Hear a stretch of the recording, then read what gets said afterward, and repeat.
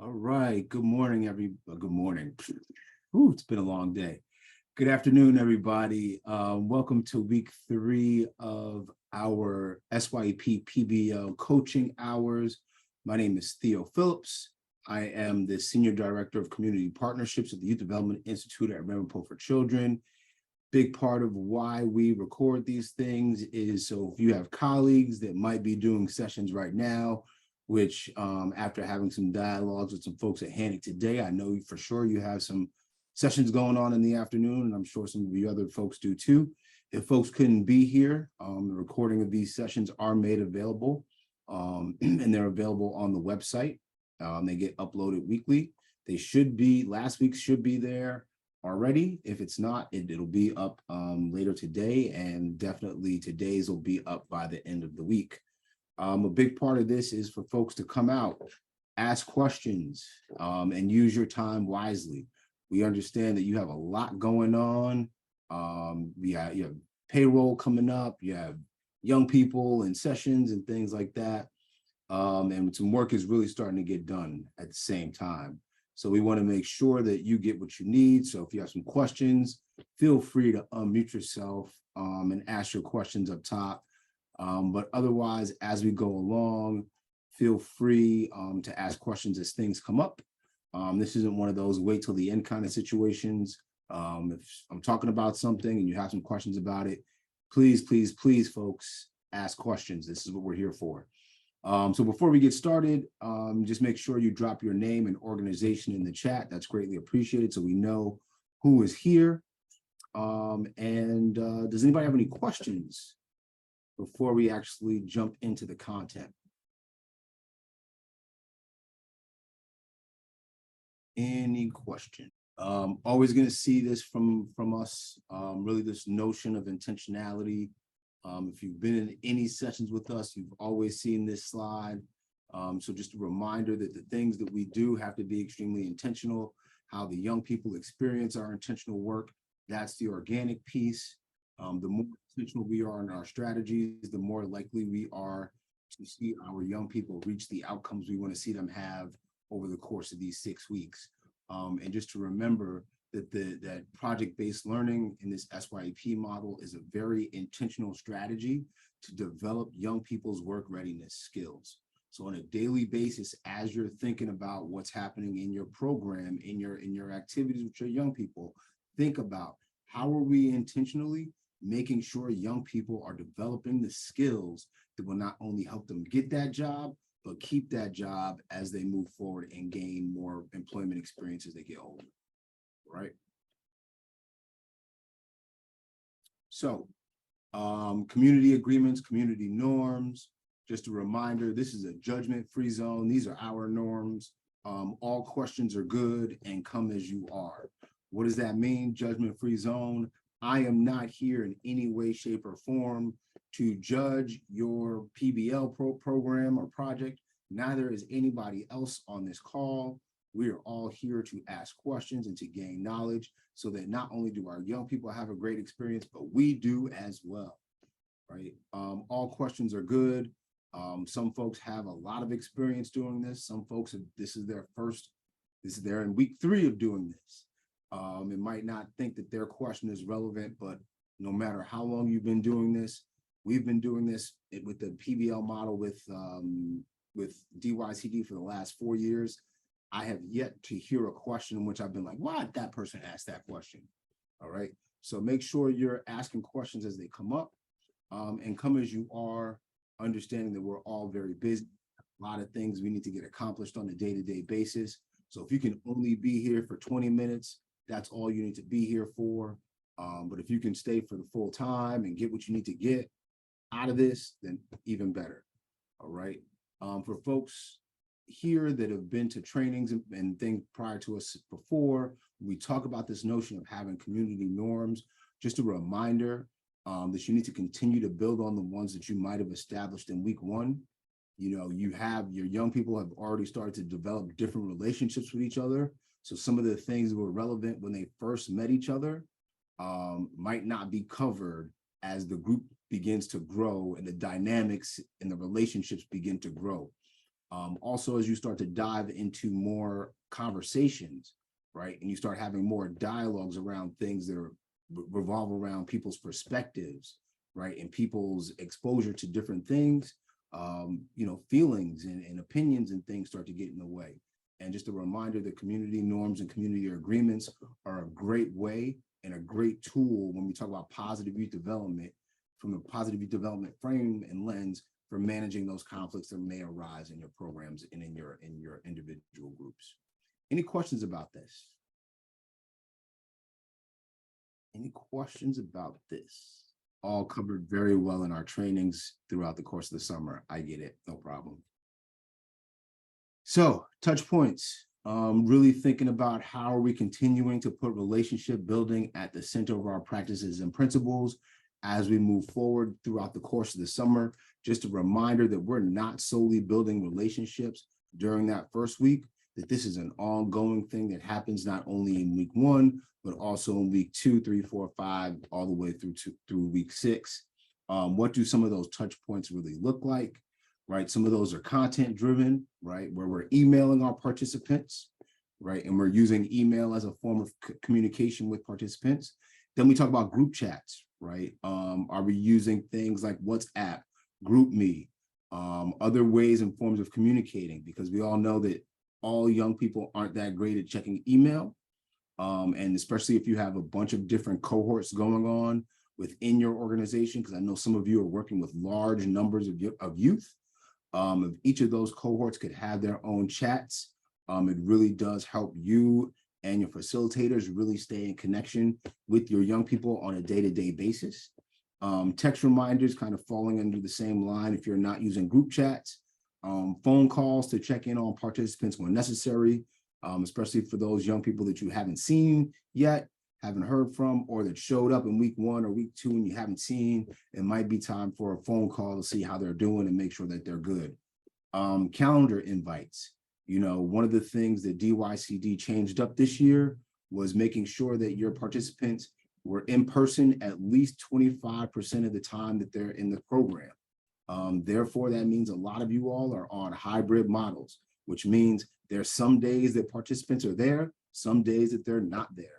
I'm strongly suggesting using calendar invites to let young people know on the days when they're supposed to be places. I know for a fact, if I was in an office right now, and y'all probably heard me make this joke over and over again, but if I was in an office and they told me I was supposed to be there 2 days out of the week and 3 days out of the week, I was supposed to be home, I'd be messing it up all week long. The days I was supposed to be home, I'd be in the office. The days I was supposed to be in the office, I'd be at home. To myself, oop, if I had a calendar invite, I'd know, right? So just being clear that even as adults, these are things that we use in our lives and in our abilities and in our interactions at work. And just a reminder that this whole process is really one of those things where we're really trying to simulate work as much as possible. So young people don't feel like they're just doing these projects, but really do feel like they're at a job, but part of their job is to complete this project, right? Just like we all have at work, we all have projects that we need to complete at work. Our jobs might not focus around one particular project all the time, but this is just a real way and how we can actualize what this really looks like for young people so that when they get into the workspace, they're accustomed to these things. And then I have LMS updates. LMS stands for Learning Management Systems. So you might have something like a Google Classroom or somewhere, something else like that, or a Google Drive that you're using to document and collect artifacts from your young people. But a lot of those places, a lot of those kind of devices do have built-in ways to communicate with the community. So that's another way to kind of make sure you're communicating with your young people. Then we have those relationship-driven touch points, right? Those individualized communications, like I said, it might be time for some of those phone calls to really check in on folks to see how they're doing. Game times, folks, I can't stress this enough. Not only does project-based learning have to be a work readiness learning tool, but this summer also has to be fun. Young people have to really want to enjoy themselves and be able to enjoy themselves when they're with you guys doing these projects over the course of the summer. So we really do like to think about how are you injecting game time into opportunities for young people just to have play activity, do activities, play games where they're just solely doing relationships and building relationships with each other. And then music, right? One of the things that we've all found is that there's a lot of power in music, using playlists and things like that to keep young people engaged in the space. I know for a fact we do it with our cohorts, where we collect favorite songs from everybody, and we play that music while folks are doing work, to start off sessions during transitions, whether it's during lunch, could be during snack, it could be whenever. But these are moments in times in which we're really using music that's driven by young people and develops relationships with them. Meaningful meals, really if we're in space, if we're in person with our young people, how are we taking advantage of those lunch times when we're really sitting down and getting to know participants? Participants are really getting to know each other, and they're all not just leaving our buildings and going out to have lunch somewhere else, where maybe once out of the week we say, you know what, you go out, you get your lunch, but you come back and we eat it together, right? And then we start talking about developing social emotional learning skills and other things like that that we really want our young people to be able to develop and practice while they're with us, so that when they leave our programs, they actually walk away learning real skills that are necessary. And then this notion of intentional check-ins. One of the things that you've seen us talk about over the course of the summer is the notion of things like weather reports, things like flavor wheels, number scales, whatever works for you, and whatever works for your group. We really ask that you take time to check in with your young people as individuals and as people, right? That's one of the things and skills that we talk about being very necessary, especially in the work environment in which we are now. Yep, Todd, you got a question? Could you repeat the second check-in? I know you said weather reports, flavor something. I said The second and third one, please. The flavor wheel. There can be a number scale. Some folks use emoji charts. There are lots of different things out there you can use. My suggestion is that if you use it with one group, you use it with all the groups, so that all the young people in the program are used to the language. And if they move from group to group, or they're talking to other young people in the program, everybody's on the same page. Because chances are you might have young people that are friends with each other, but they might be in different cohorts. And if one person's talking about some, oh, we do the weather check-in, and somebody else talking about some, oh, well, we use the emoji check-in, it gets very difficult, right? So the more you can create that ability for young people to have a language that they're all using in the program, the more successful those types of things generally turn out to be. And these are things that can happen daily, should happen daily, where you're checking in and taking time to pause before you jump into your activities. Big part of what we talk about and why we talk about these things is if you do these things up front, some of the things and conflicts that might arise later, you can kind of see happening right up the front, right? Like, I'm cloudy today. You know why? Because Jessica was talking smack about me last night on the chat, blah, blah, blah, blah, blah. Oh, okay. Before we jump into the group, let's address what's going on here within the group, right? Really important, right? Because the other thing that could be happening is things could be stewing, and then all of a sudden it's going to happen in the middle of session, and it's going to derail the work that you've already been doing all day. Or it might be harder to get young people focused in order to do the work because this underlying conflict is going on. So really making sure that we take time to do these really intentional check-ins with our participants on a daily basis. Any questions about that? So we're still in the process and in the notion when we talk about where we should be in terms of the process with our participants and with our young people. We're still building connectedness, still showing young people that we care. And a big part of the notion of demonstrating that care is through taking time to do those check-ins, right? To really make sure young people understand that before we do work around project-based learning, you're asking me how I'm doing as an individual before you ask me if I've done my timesheet, if I've done my resume, if I've answered the questions on that worksheet. You're actually checking in with me as an individual. That helps me build trust because at least I know you care. That gives me a sense of belonging because I'm in a place where people care about me that I can trust.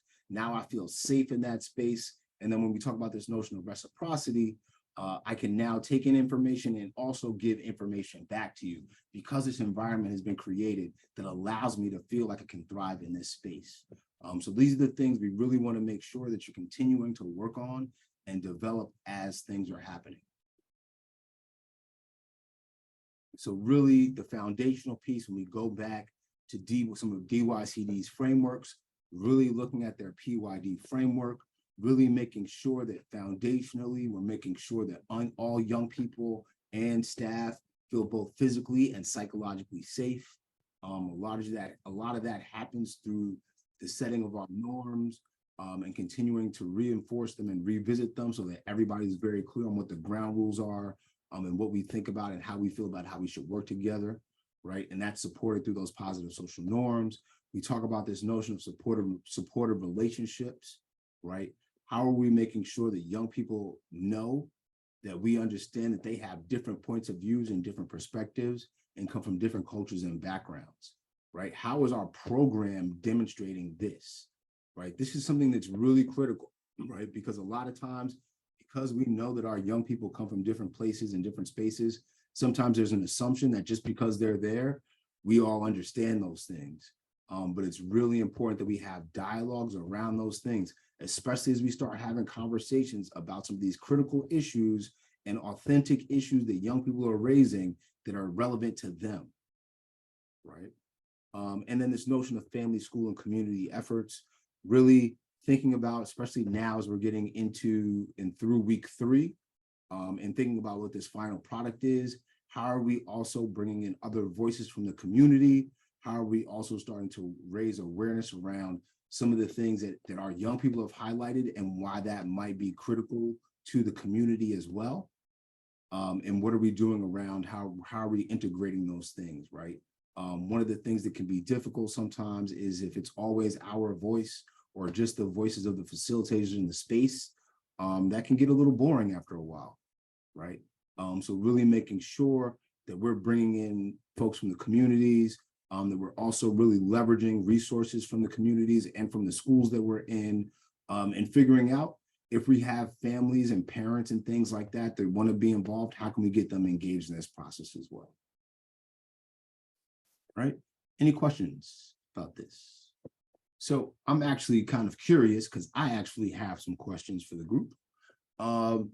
So how have these things been showing up so far in your programs and in your summer? How have folks been using the community for resources? Have folks been going on trips? I'd love to hear about this. Are folks getting out of the building? Are folks getting out of these boxes? What's going on? Talk to me. Love to hear about any great trips or guest speakers or anything like that that's been brought into the space. Todrick, our first trip is the 1st and the 2nd. We're going to the JA Finance Simulation Park. Leading up to that, we've been doing a lot of things that you've mentioned, checking in emotionally, doing circles, playing the music. So as I'm listening, like it's like confirming a lot of things. Like I think a couple of my facilitators did SYEP last year, so they're familiar with the curriculum, so they're bringing a lot of that back. But for the most part, everything's going smoothly. The youth are showing up, they're participating, they're engaged, and I really look for that. I like feedback. I'm big on the youth using their voices and like really, how can I say it? Just giving back what you've given. That way you can really get a feel like, okay, it's reaching them. So I see a lot of that. I sit in with the facilitators a lot, just to see what's going on, maybe suggest some things, but most importantly, just to support my facilitators and let them know that I'm here for them. Anything I can do to assist. Kind of like you were saying about that, they just need to support, just like the participants, but more importantly, the facilitators need the support because the participants go off of that energy. So definitely I try to make sure like they're well mentally, emotionally, and anything I can do to support. But I'll Excellent. definitely check back in with you after the trips. Got you. And JA, are you talking about junior achievement? Got you. Yes, absolutely. All right. Yeah, I was like, JA, that sounds like some junior achievement stuff. We got some great stuff going on. Some folks have been to the Met on some guided tours. Some folks have been to some local food pantries. We've had some local artists that are coming in to talk about community justice. Excellent. A planting trip in partnership with NYC Parks. A guided assessment of the Museum of the City of New York tomorrow. Wait, what time? I live right down the block. Can I come for free? Who do you work with? I'll be there. That's excellent. There's a Chase representative coming to educate the participants on financial literacy. Local young entrepreneurs will be leading a workshop. Excellent. This stuff is these are all the types of things that we really like to see, because the more we can engage young people in opportunities, the more likely they are to want to come to our program and stay engaged, right? If they know it's PBL every day, after a while, PBL every day gets boring. No matter how fun you are as a facilitator, after a while, like it's like, all right, I done talked about, some injustices in my community for 3 hours yesterday. How can I feasibly talk about it for 3 more hours today, right? So really making sure that we're injecting these other things into the process, make Dennis and I definitely really excited about what's happening here. So thank you folks for dropping that. And if anything else is coming up, I also shared yesterday in an email to folks here. If you didn't get the email, you should get it again, hopefully by the end of this week, and throughout the course of the summer. But there was a potential writing assignment that I sent out a link to. I can send it out again. It's a writing contest where they're accepting some writing, not samples, some youth, God, I'm forgetting the word, some youth writings on like their first jobs or work experiences and things like that. So I think it's really relevant, specifically to your young people that this might be their first job experiences. Yes, Chloe, like an essay. They're taking youth submissions for a magazine for their website. So yes, folks, I'll drop that in the chat again before we get out of here. But these are the types of things that we want to make sure we're bringing to participants, just to know that it's not all just about project-based learning. All right. So this week, what is going on this week?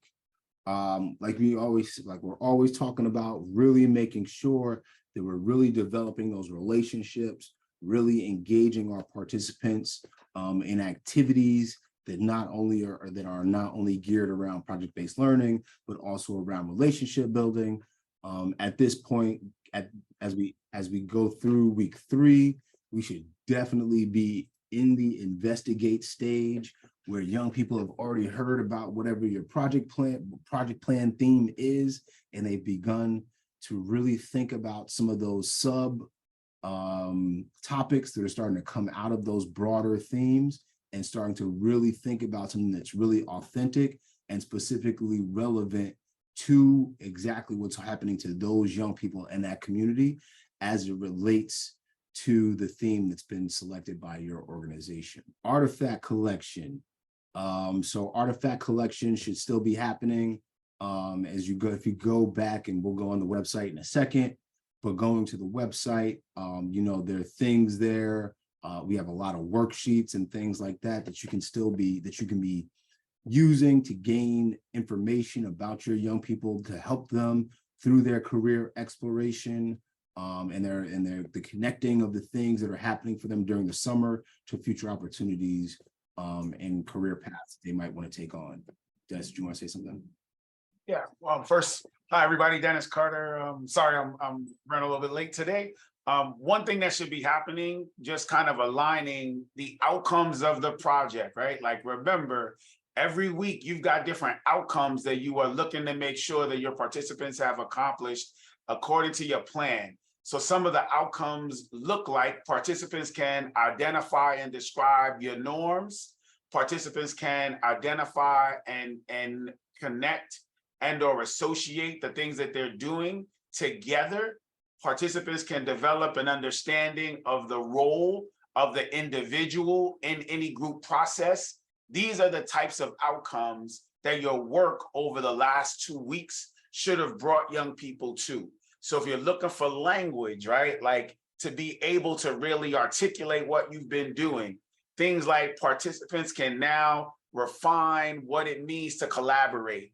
They can begin to develop analytical skills, right? Because they're beginning to look at research. So when we think about the artifacts, your artifacts should be directly connected to the outcomes that are connected with this week and last week's participation.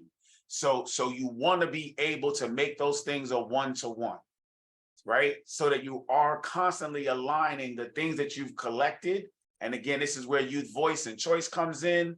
You really are able to give your young people the opportunity to demonstrate what are the things that are reflective of what they've learned and what are reflective of the outcomes that are connected with what you were looking to accomplish with them over the last few weeks. So again, just to be really clear, like, what are the types of, before we go to the website, like, what are some of the outcomes that you are anticipating your young people will have accomplished thus far? Can we just throw a couple out there to make sure that everybody's on the same page? Again, outcomes, not outputs, because outcomes are also connected to the things that your young people should be doing.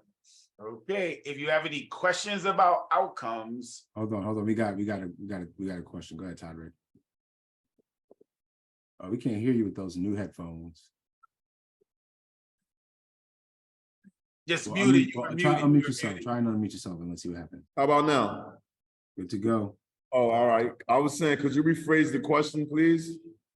So every week there are outcomes that are associated with what your young people have learned, right? So it's like a lot of times we capture the outputs, right? Like we've got our attendance, we've got, maybe we've worked on an element of the resume, but they're not connected to actually the teaching. So your outcomes that really are a result of what they've done, you should be documenting that as well. So when you did team building, what did you expect a young person to learn because of the team building activities? Remember, it's not about just getting them to play the game. The thought is that they've learned something through playing the game. So those are the outcomes that are associated with the work. Okay, got it. Thank you for clarification. You're welcome. So again, everybody, when DYCD is coming out, they're also, you're doing project-based learning. You're looking to get young people to share things, to learn things, to explore things. Those things that they've done are an outcome of their participation, and they should grow week by week. Again, now when you get to that public product, the public product is built on all of your outcomes, and you'll have all these wonderful artifacts that you can show that are a reflection of what they've learned.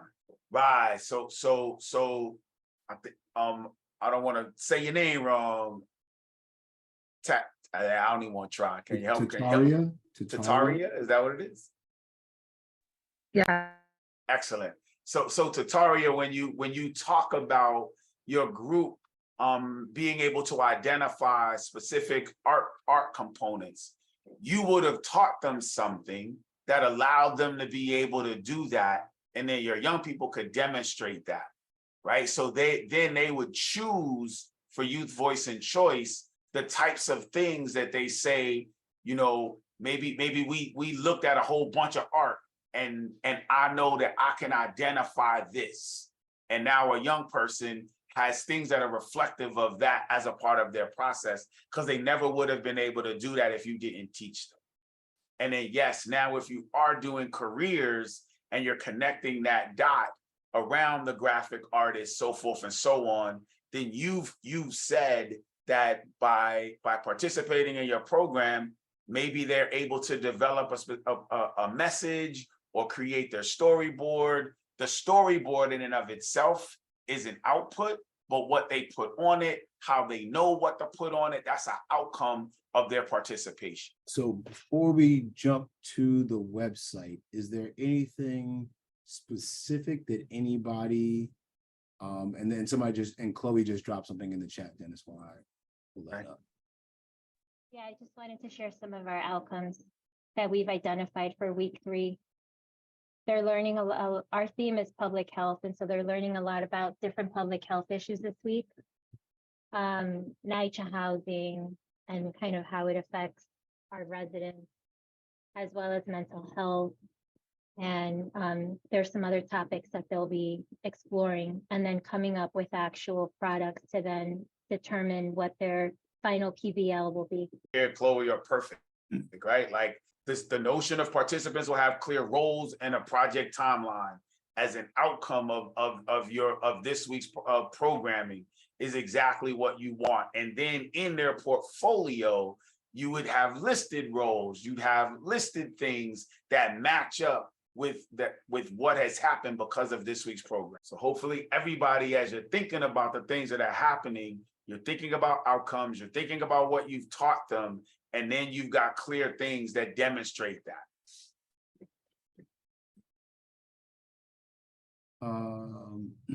Yeah, so this is kind of like session 8 or so, where you could be somewhere around in here, presumably at this point.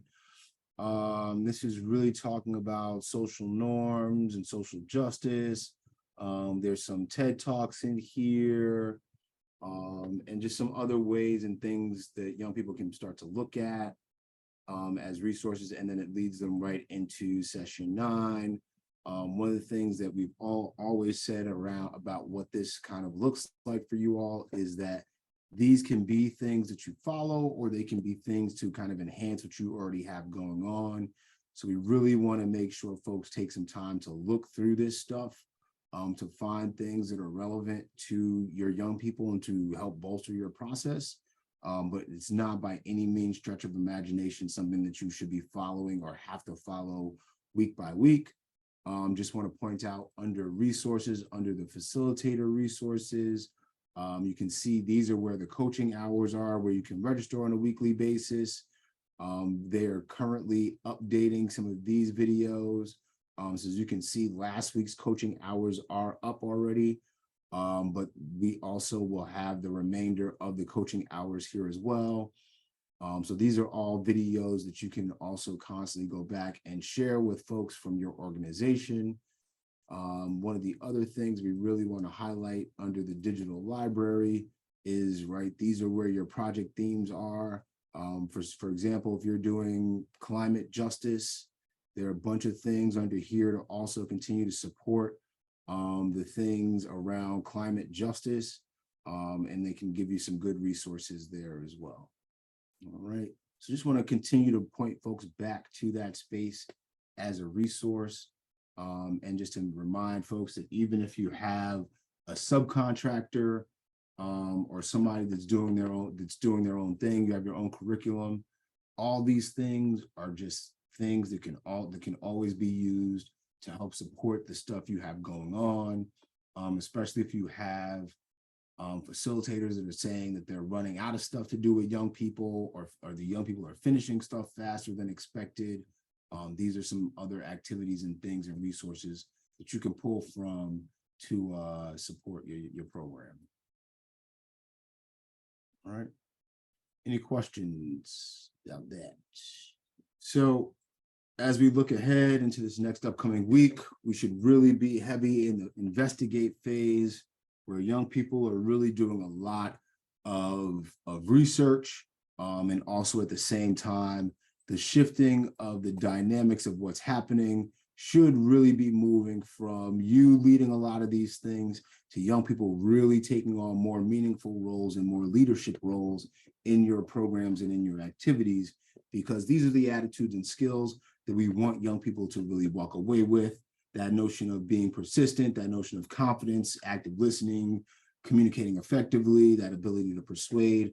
So these are all the skills that young people should be working on and practicing while they're in your program. So really thinking about and taking the time to look at these and saying, what am I doing very intentionally to make sure that when my young people leave my program, I know that I've not only spoken to them about this, but I've given them time and opportunity to practice these skills so that they feel like that when they leave that they've mastered some of these skills so they can apply them not only in work, but also in school come September, right? So what are the things we're doing really intentionally? And sometimes these things don't live just in project-based learning, right? A lot of the times, the practicing of these skills lives in those opportunities when we play games with young people, right? So if we're playing games with young people, making sure we're doing things that require them to listen and actively listen, to communicate effectively, to team build, right? To demonstrate this notion of persuading people, right? These are all things that are necessary not only to the project-based learning process, but also as life skills and work readiness skills as young people move on from our programs, right? So this notion of meaningful roles and really understanding that young people participate in three levels in a lot of our programs and our activities, where a lot of them really do focus in on projects and tasks. So you'll have young people that are doing things in your program, that take on tasks, and then you have young people that will be doing that input and consultation, where they'll be surveying other young people and or doing surveys done by you and giving you feedback on how things are going. And then this notion of shared leadership, where young people aren't just showing up to your workshops, but they legitimately have roles and responsibilities in the workshops. So that whether they're helping you create the PowerPoint or the Google Slides, or whether they're helping you do the presentation to other participants. Specifically for those young people that might be 15, that did this last summer, really thinking about how can I get them more engaged in this process, since they've already kind of been down this road and know what project-based learning kind of look like, right? How do I really capitalize on their experience from last summer in order to keep them engaged? And that really happens by giving them more opportunities for meaningful roles within the program. Any questions about this? How is this showing up for folks? Folks have a lot of bored 15-year-olds this summer that did this last summer. What's going on? We actually have a lot of engagement because our students are coming in 3 times a week. So it's been really great. You know, as we all know, working with youth, it's better to serve them in person, but obviously we can pivot and figure out ways to keep them engaged virtually, but it's just been so much better to really build those relationships. And we've been doing our best to have interactive activities and games and just really engage them in ways where they feel like, you know, they're gaining a lot, they're having fun, and their time is being used wisely because it's the summertime.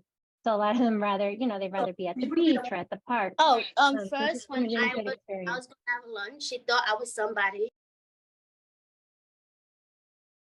Sorry, Chloe, I don't know what happened there, but No worries. Yeah, I just wanted to share what our experience has been so far. Yeah, excellent, thank you.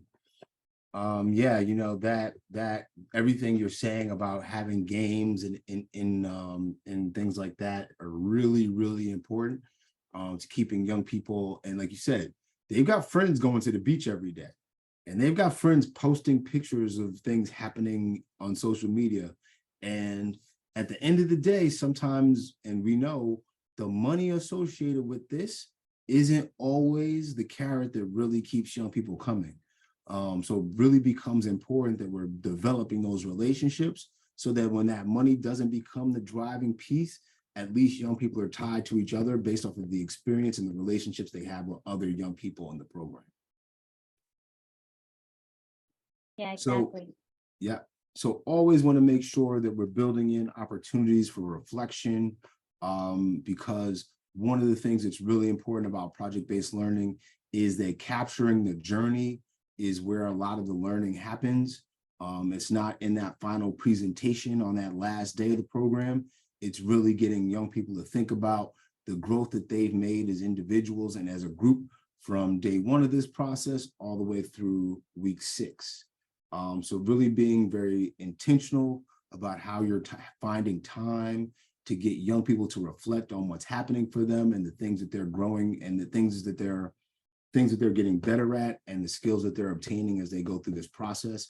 Because when we talk about artifacts and things like that, these are the things that you should also be collecting from young people, right? Like these reflective moments about how am I growing as a person, so that so at the end of this 6 weeks, they can kind of go back and look at that and be like, ooh, you know, when I first got here, I didn't like to talk in front of people. I didn't like to share my opinion. I didn't feel confident talking to people about things that I thought were relevant to me. But over the course of these 6 weeks, I've learned how to do that. Those are powerful things. And that's the kind of thing, those are the types of things we want our young people saying when they walk out of our programs, right? I know for a fact last summer, I was working with some young people. What they said to me very clearly was, I am more confident about my ability to express my ideas than I know that my classmates in this upcoming school year will be, right? Those are the types of things you want to hear, right? Not well, I mean, I was gonna say not that we cured climate change, but if you do figure out how to fix climate change and your young people walk away with those skills, that's great. All right.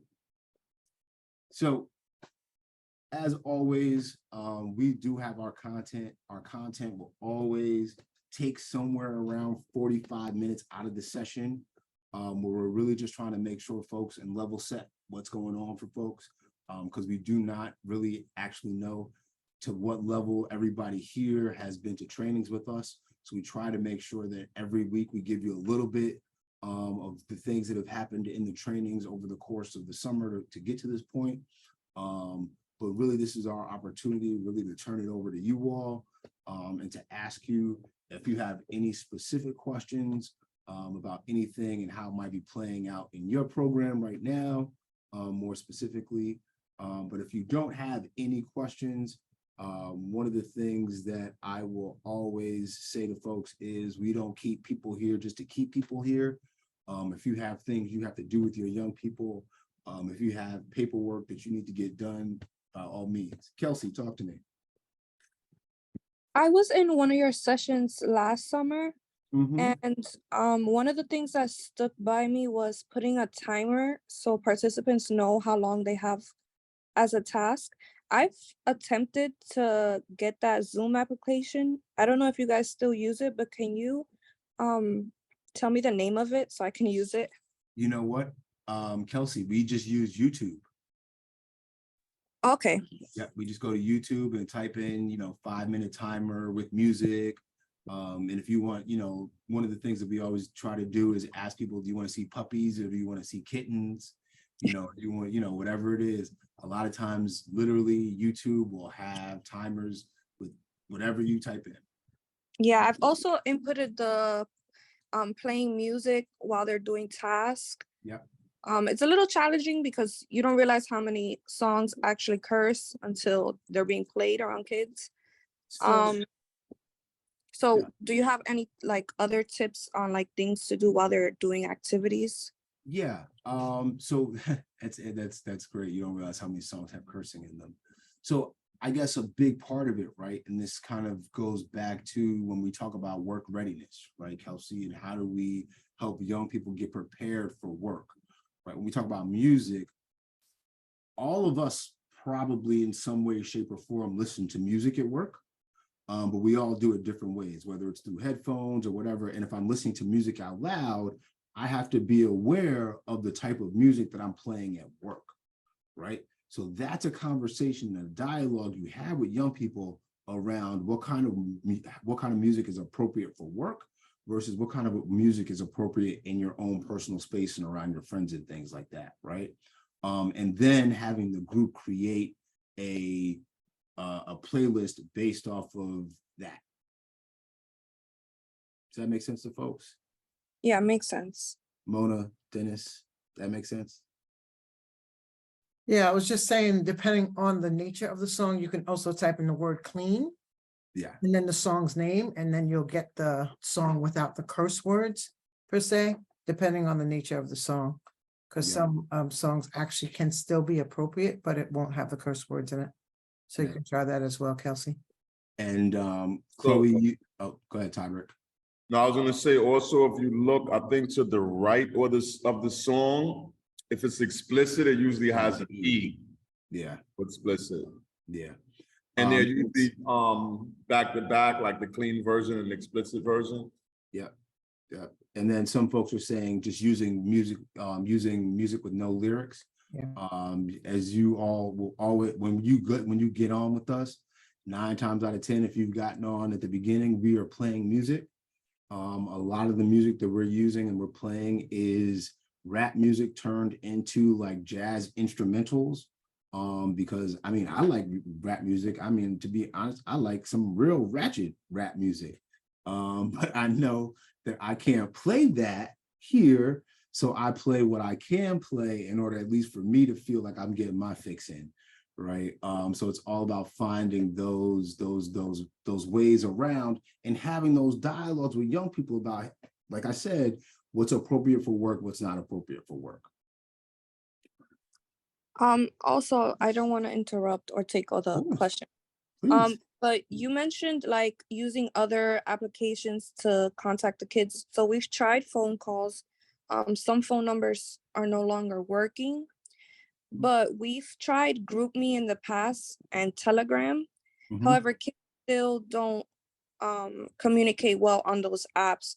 So what are some things that like can be interactive or appropriate to keep the group chat alive? So sometimes it's about like implementing those morning check-ins, right? And doing something where it's an activity that takes place on that space where the expectation is that young people are to participate in that.